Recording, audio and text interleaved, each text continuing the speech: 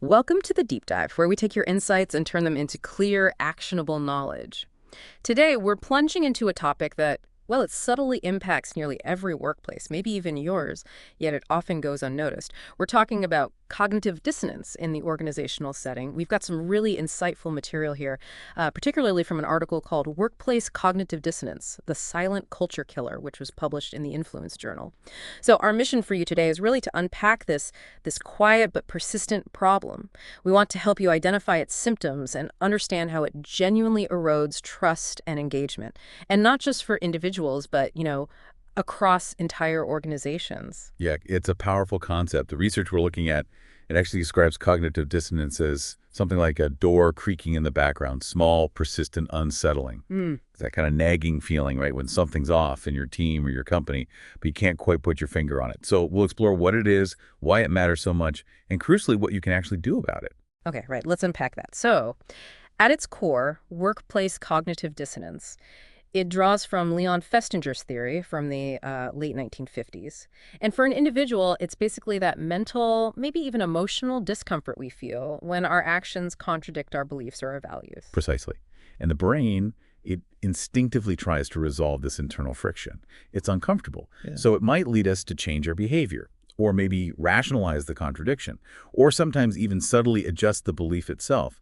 Think of that classic example they mentioned, someone who values health but smokes. They might justify it saying, oh, it helps me manage stress, or maybe they just downplay the risks involved. The tension doesn't actually disappear. It's just, managed, often unconsciously.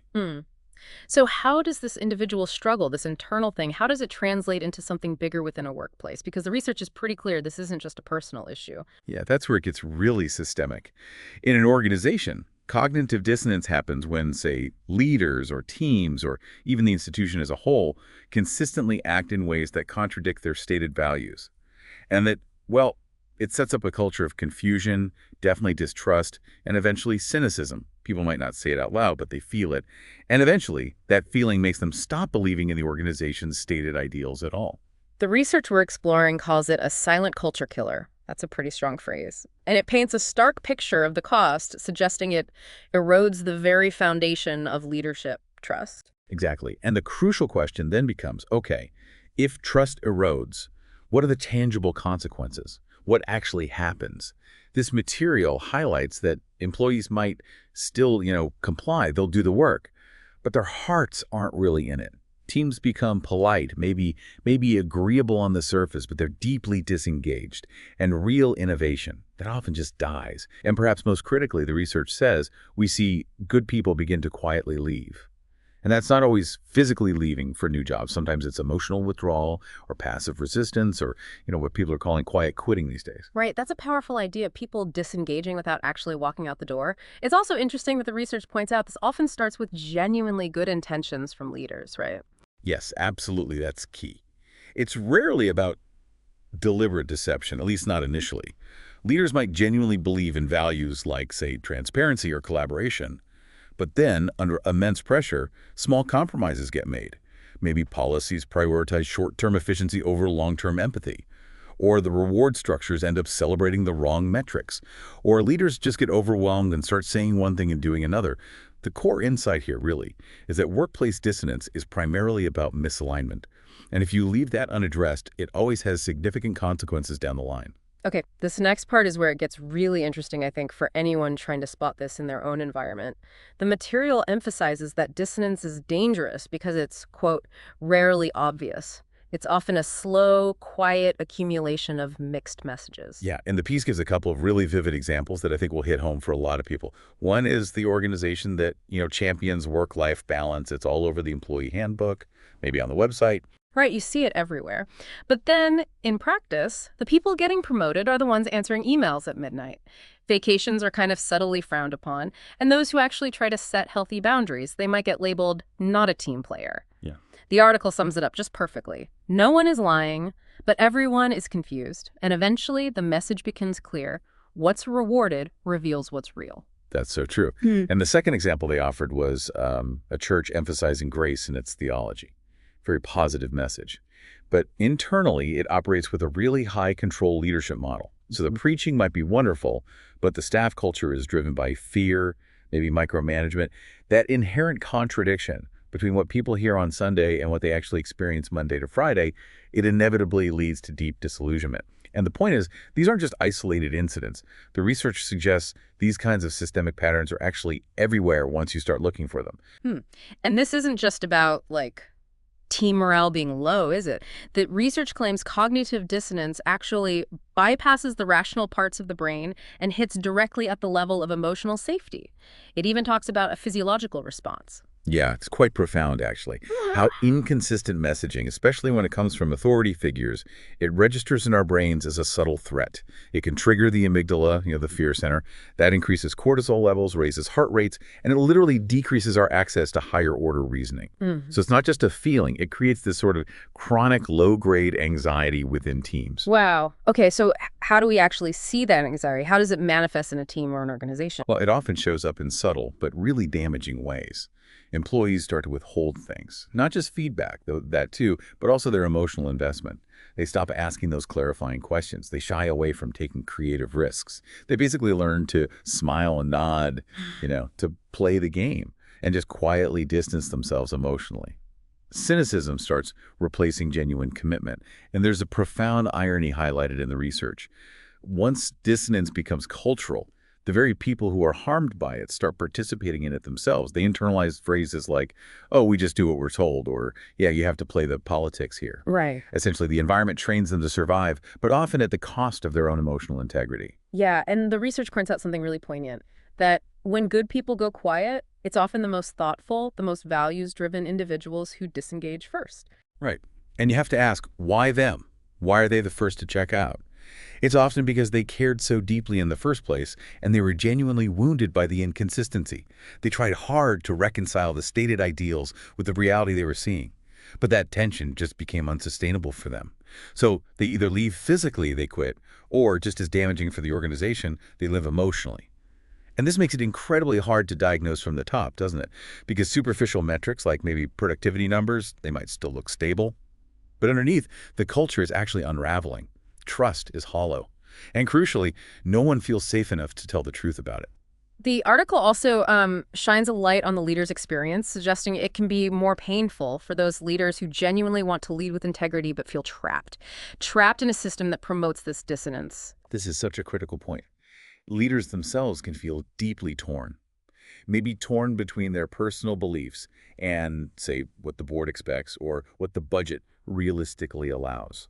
And this internal pressure, it often leads to what the research calls compensatory behaviors, things like over-controlling or maybe over-explaining everything or even subtly trying to manipulate perception.